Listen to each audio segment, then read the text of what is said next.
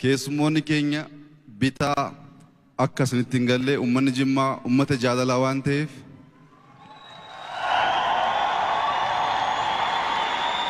akkaataa kanaan yoo nu simatu nuuf duwwaa osoo hin ta'in hunda keessaniif ta'uusaa hubadhaa. Kabajamoo obbo Lammaa Magarsaa pirezidaantii mootummaa naannoo Oromiyaaf ittaanaa dura taa'aa dhaabbata dimokiraatawaa uummata Oromoo, kabajamtoota keessummoota naannoo garaagaraa irraa yaa'ii saglaffaa dhaabbata keenya irratti argamuudhaaf as nu gidduutti argamtan, akkasumas waamicha tokkummaa Oromoo, waamicha gadaa Oromoo deeffachuu fudhattanii biyya garaagaraa irraa maqaa Oromootiin kan qabsaa'aa turtan jaarmiyaaleen garaagaraa nu gidduutti argamtan hundaaf buleeyyii qabsoo dhaaba kanaa yeroo hadhaa, yeroo cimaa, yeroo rakkisaa keessa dabartanii dhaloota haaraaf ceesistan hundaaf akkasumas hirmaattoota yaa'ii seena qabeessa saglaffaa magaala bareedduu ummata jaalalaa Jimmaa keessatti gaggeessinuuf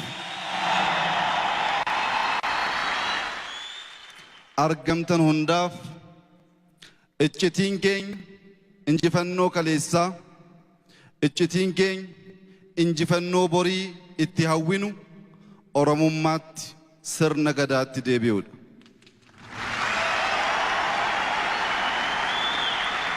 Ummanni Oromoo falaasama haaraa addunyaan hin beekne baasee falaasama kanaan caaseeffama garaagaraa ijaaree ijoollee isaa umrii xixiqqaa irraa kaasee amma gaggeessummaatti qopheessuudhaan dhudhaalee seera akkaataa ittiin walii galu ilaamee akka sabaatti of barsiisee of ijaaree waraanaaf qophaa'ee moo'ee biyya bal'ifatee saba bal'ifatee ummata seenaa addaa hojjete ta'uusaa ni beekama. Haa ta'uyyuu malee ballachuun guddachuun injifannoo duwwaa osoo hin ta'in hanqina mataasaa waan qabuuf Oromoon ballachaa gaafa deemu amantaan, gosaan, naannootti jiraatuun qoqqoodamaa diinaaf karaa banaa bittinnaa'ee injifannoo isaa eegsisuus rakkatee ture.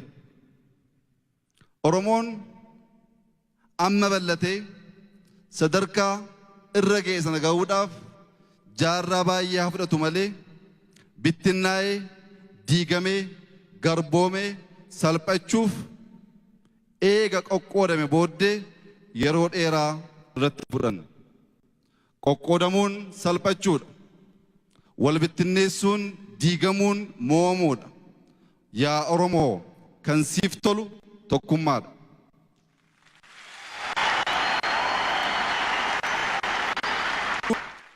Dhudhaalee Oromoo keessatti babal'ifannaa duwwaa osoo hin ta'in Oromoon hammachuu nu barsiise. Oromoon booji'ee ilma boojuu akka ilmaatti guddifachuu nu barsiise.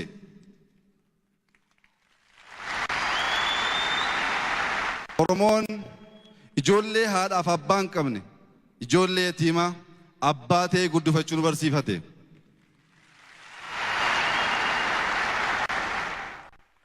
Oromoon waraannaan immoo waraana alatti immoo nama hammata malee nama ajjeesu.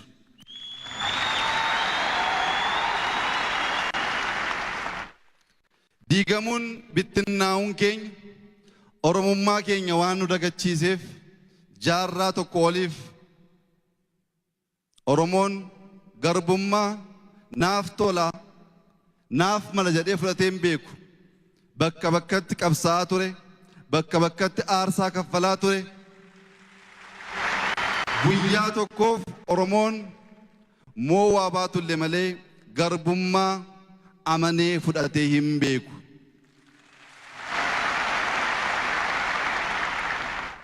Maaliif Oromoon jaarraa tokko wal qabsaa'ee injifannoo fageessee mo'achuu rakkate yoo jettan immoo Oromoon waan qoodameef sabni qoodame waliin ta'ee diina injifachuu waan rakkatuuf wal qooduun keenya jaarraa tokko waliif garbummaa duwwaa osoo hin ta'in eenyummaa keenya, afaan keenya, seenaa keenya, abbaa biyyummaan keenya nurraa saamamee namaa gad akka taanu nu godhee ture.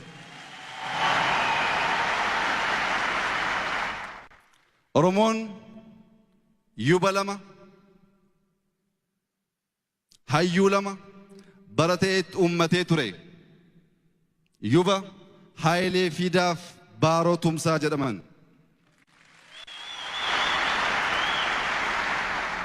Haayilee Fiidaaf Baaroo Tumsaan qabsaa'uu duwwaa osoo hin ta'in tooftaan qabsoon uummanni Oromoo itti injifatu galeefii ture.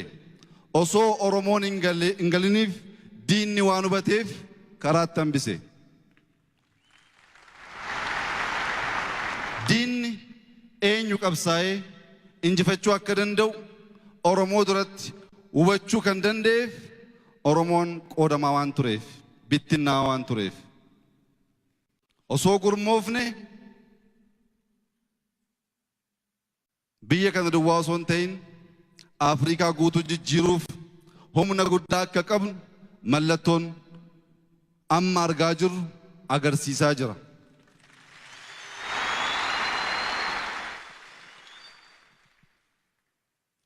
Waggaa 3-4 duratti dhaabbanni Dimokiraatawaa Uummata Oromoo gara haaromsaatti gaafa galu Oromoon ni qabsaa, umurii ni lakkaa, guyyaa guyyaa aarsaa kaffala, mo'achuu hin dandeenye, qabsoon keenya ce'uu hin dandeenye maaliif akkas taane taa'ee jedheetu taa'ee xiinxalee qoratee tarsiimoo waggaa 10 baasee ture.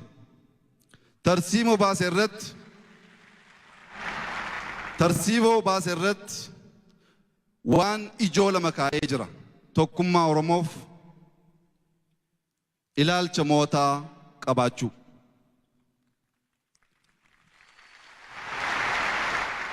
Tokkummaa Oromoo jennee akka miseensa dhaabbata Dimokiraatawaa Uummata Oromootti gaafa mari'annu gaaffii ka'aa ture miseensi keenya hin yaadattu. Tokkummaa jechuun abaa wajjin tooraan wal makachuu jechuudhaa kan jedhu. Oromoon abaa'ooti oli, Oromoon dhaadhiyooti oli, Oromoon ofeekooti oli, Oromoon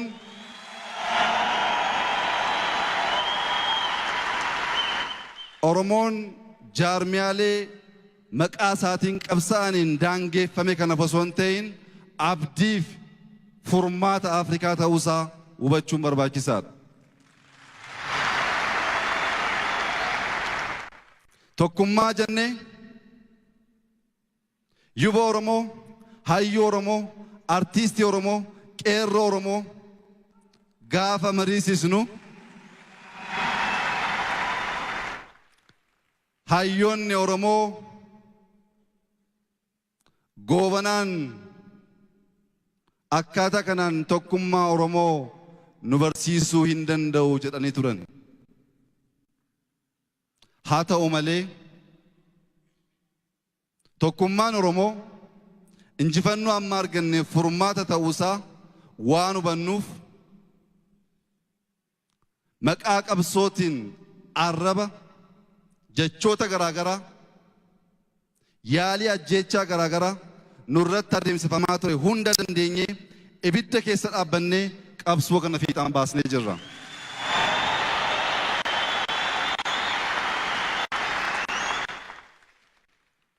Inni lammaffaa yaada mootaa qabaachuudha.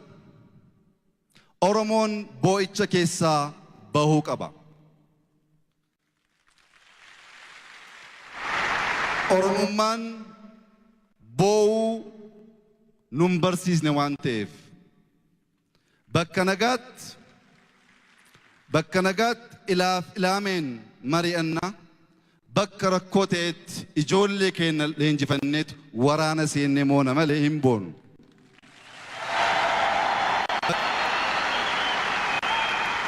Oromoon itti gaafatamummaa Rabbi kenneef dagatee taa'ee qoodamee gaafa boo'u badii lama balleesse. Of salphisee duwwaa osoo hin ta'in biyya kanas salphisee ture. Biyyi kun Oromoo malee biyya ta'uu waan hin dandeenyeef.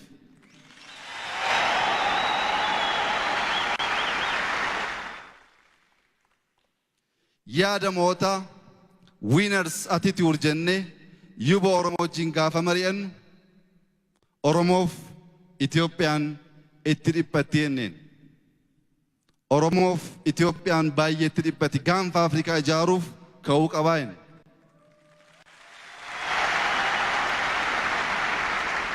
Yaa saba Oromoof Oromiyaatti tola jennee hooyaan boriftaan Arsii Jimma Hararge Wallagga jennee wal qooduu keessaa hin baanu. Wal qooduu keessaa baanee akka abbootii keenya karaa fagoo akka deemnu oo barbaaddan tokkummaa biyya kanaa ijaaruun itti gaafatamummaa Oromoo ta'uu isaa hin dagatinaa.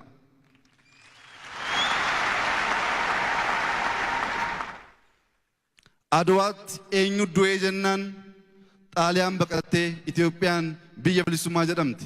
Oromoo miti.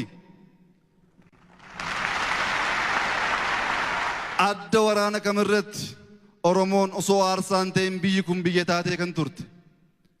Aarsaa kaffallee biyya ijaarre kana eenyuuf dhiisnee golatti deebina. Hin deebinu biyya ijaarre.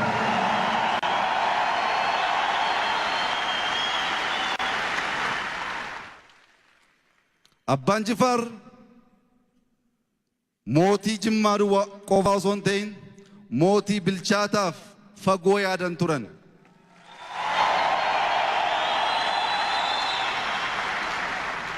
Al tokko Minilikiin gaafachuu deemanii waan baay'ee qabataniif waan deemaniif Abbaa Jifaar baay'ee bareedu dheeraadha qabeenyas qabu. Minilik argeetu yaa Abbaa Jifaar beela dandeessaa jedheen. Abbaan Jifaar maal taate yaa mootii beela dhiisiitii quufayyuu danda'ee jiraachaa jira miti jedheen.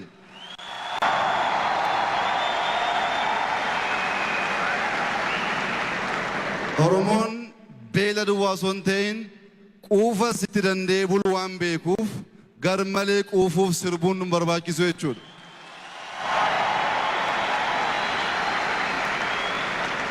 Gar malee quufuuf sirbuun bara 83-84 Oromoo irratti waan fide hin dagatinaa.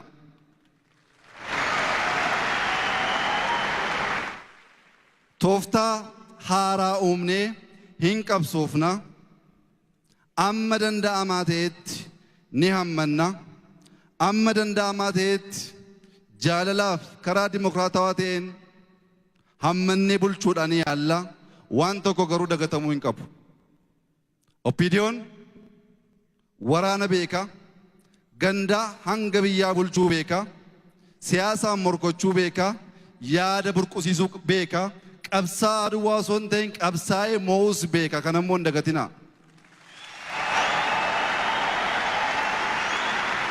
Dhaabbanni keenya dhaabbanni dimokiraataa uummata Oromoo abidda uummata irraa boba'aa tureef abidda gubbaa irraa boba'aa ture karaa lamaan bilchaatee saanduchii moo'uu ce'uuf ceesisuu ta'uu ta'e akka bees dagatamuu hin qabu.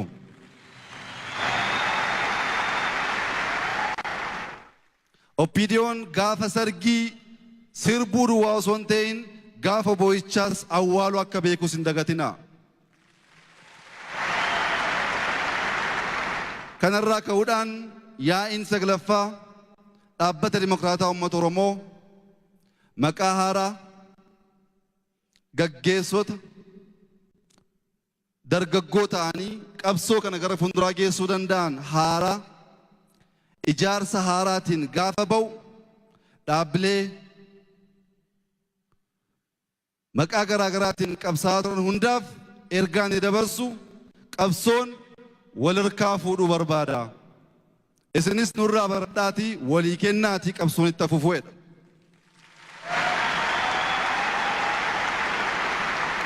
Qabsoon tooftaa haaraa barbaada. Jaarraa amma jirru keessatti ilaalcha kaleessaatiin injifannoo haaraa eeguus hin dandeenyu, injifannoo haaraa fiduus hin dandeenyu. Tooftaa haaraa waan barbaaduuf qeerroon Oromoo, yuubni Oromoo barataa qophaa'aa ta'uusaa bartanii Oromoof ceesisuuf qophaa'aa hin taane taanaan Oromummaan isiniin gallee jechuudha. Oromummaan wal harkaa fuudhaa wal jajjabeessaa deemu malee ofii jalqabanii ofii xumuruu waan hin taaneef.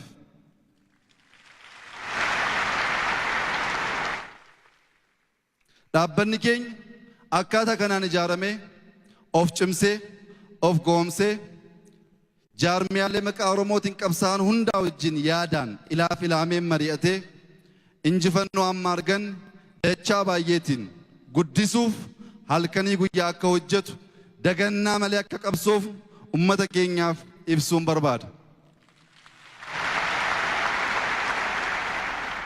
Diinonni keenya Oromoon bulchuu hin danda'u, Oromoon hammatee jiraachisuu hin danda'u jedhanii bitaa mirgaa waan garaa garaa yaalaa jiru. Yaa diinota keenya Oromoon bulchuu duwwaa osoo hin ta'in ijaaruu waan beekuuf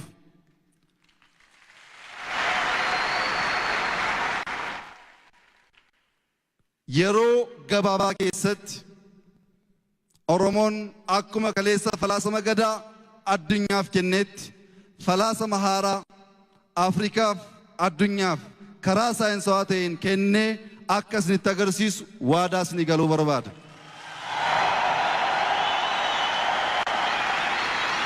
Falaasamni haaraa dhaabbanni keenya ummanni keenya waliin ta'ee addunyaaf gumaachu kun furmaata rakkoo Afrikaa keessatti qunnamaa jiruuf furmaata guddaa akka ta'u shakkii tokko iyyuu hin qabnu. Akkuma kaleessa Itoophiyaa ni ijaarra sabaaf sablammii waliin jaalalaaf wal kabajaan waliin jiraanna waliin taanee gaanfa Afrikaaf Afrikaa ni ijaarra kanarraa humni nu dhaabuu danda'u tokko iyyuu hin jiru.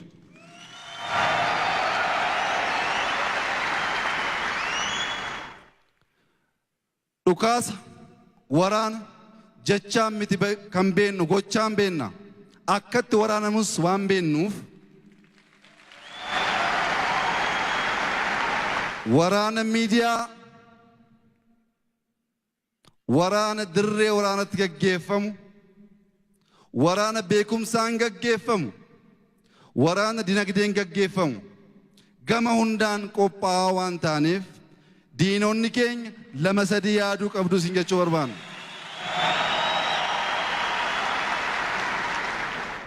Jaarmiyaaleen siyaasaa maqaa Oromootiin qabsooftan ergaan isiniif qabu ammas diinonni keenya Oromoo qooduun rakkisaa miti waan xiqqootti laattee qooduu dandeessaa jechaa jiru. Jaarmiyaaleen maqaa Oromootiin qabsooftan karaa nagaan ummanni Oromoo isin filatee jennaan daqiiqaa tokkoof barcuma kanarra turuudhaaf fedhii hin qabnu. Karaa nagaa alatti diinaa wajjin waliin taane injifannoo amma argame duubatti deebisna hoo jettan garuu diinaan gargar hin baasne isin ilaallu waan ta'eef waan hadhaa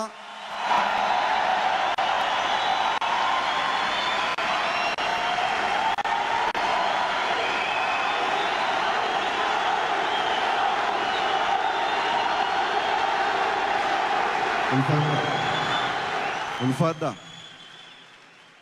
Oromoon sirna gadaa keessatti abbaa duulaa duwwaa miti kan qabu,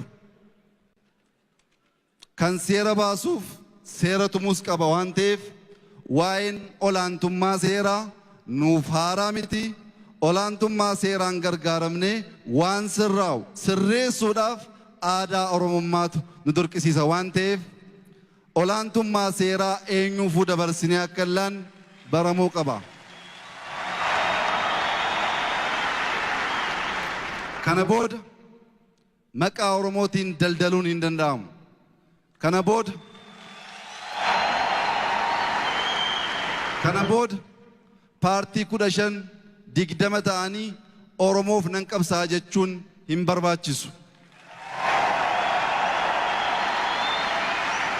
Oromoon lixaa, Oromoon bahaa, Oromoon kaabaa, Oromoo waan ta'eef woo baay'ate jaarmiyaaleen 2 yookaan 3 Oromoof gahaadha.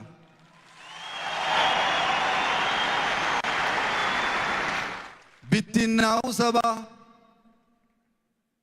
sassaabnee gaafa Oromoo tokko goonu bittinnaa'uu jaarmiyaalee maqaa Oromootiin qabsa'an gara tokkummaatti hin fidnu taanaan fagoo deemuu waan hin dandeenyeef jaarmiyaaleen maqaa Oromootiin qabsooftan yaaddanii mari'attanii akkuma aadaa Oromootti waliin taanee injifannoo amma arganne eegsisuu duwwaa osoo hin ta'in achi ceessuu akka dandeenyuuf wal bira dhaabachuu akka qabnu fedhii faayidaa ummata Oromoo ta'e gaafa ummanni Oromoo isin filate immoo isin ammannee isin dhungannee barcuma keenya isiniif kennuuf qophaa'aa ta'uu keenya isiniif ibsuu barbaada.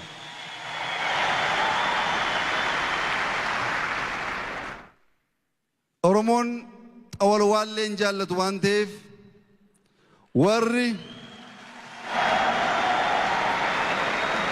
warri as dhaabattanii achi daldaltan, achi dhaabattanii as daldaltan, Oromoofis hin taatanii ofiifis hin taatan.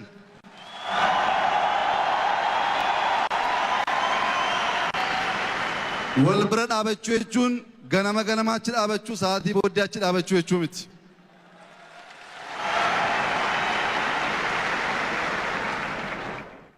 Ummanni Oromoo guutuu gaaffiin dinagdee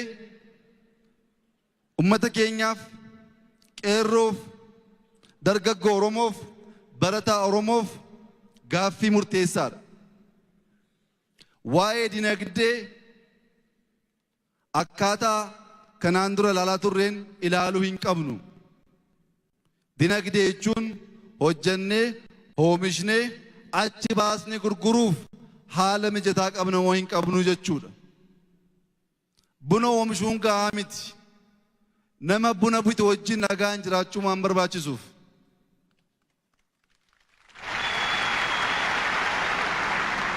Aannan oomishuun gahaa miti. Naannoo Booranaatti aannan gurguruun gatiin baasu. Maaliif? Hunduu aannan oomisha waan ta'eef. Hawaasaa wajjin nagaan jiraannaan waliin taanee aannan keenya gabaa hawaasaa oomishuu dandeenya. Kanaach waliin oomishuun duwwaa injifannoo miti. Gabaatti gurgurannus yaaduu, nagaan waliin buluu, waliin jiraachuu akka nurraa eeggamu barree carraa amma arganneen amma danda'amaa ta'etti haala mijataa naannoo keenya keessa jiru itti gargaaramuudhaan gaggeessummaa tarsiimoo irratti hundaa'e kennuudhaan dargaggoota keenya hojii qabsiisuu duwwaa osoo hin ta'in gammadanii akka bulan gochuuf hojii baay'eetu nurraa eeggama waan ta'eef assaayimentii xixiqqaa nuu laachuudhaan hojii dinagdee irraa fuula keenya akka garagalchinu waan nu godhu baay'ee waan jiruuf ummanni Oromoo abbaan injifannoo kaleessaa injifannoo haaraa galmeessuu woo barbaanne ammas tokkummaan fuula keenya gara nagaaf dinagdeetti naanneessuu qabna jechuun barbaada. Dinagdee malee hiyyeessi afaan guutee waa'ee mirgaa, waa'ee dimokiraasii dubbachuu hin danda'u. Ganama dimokiraasii jedhee dubbatee sa'aatii booddee laaqana kadhachuu waan deemuuf kadhannaa keessaa osoo hin bahin quufnee nyaannee barannee yaaduu xiinxaluuf barreessuu isa barreessine hojiitti jijjiiruu amma dandeenyutti dimokiraasiin qofaasaa gahaa miti. Kanaaf caaseeffama gadaa keessatti waa'ee olaantummaa seeraa duwwaa osoo hin ta'in waa'ee dinagdees qaamni ilaallatu caaseeffama guddaa ta'e ofiisa shan keessaa inni tokko waa'ee dinagdee kan laaluuf kan hojjetu ture. Gadaan waa baay'ee nu barsiisee jira. Oromummaan waa baay'ee nu barsiisee jira. Gara oromummaa keenyatti deebinee sabaaf sablammii hammannee nagaan waliin jiraachuuf murteessinee jennaan injifannoo keenya yeroo gabaabaa osoo hin ta'in fagoo geessuu hanqina kaleessaa irraa barannee akka Oromoon lammaffaan diigamne lammaffaan bittinnoofne gochuu waan dandeenyuuf Oromoon dammaqee tokkummaan injifannoo haaraatiif akka ka'u ergaa inni guddaa yaada mootaa qabaachuudha. Galatooma.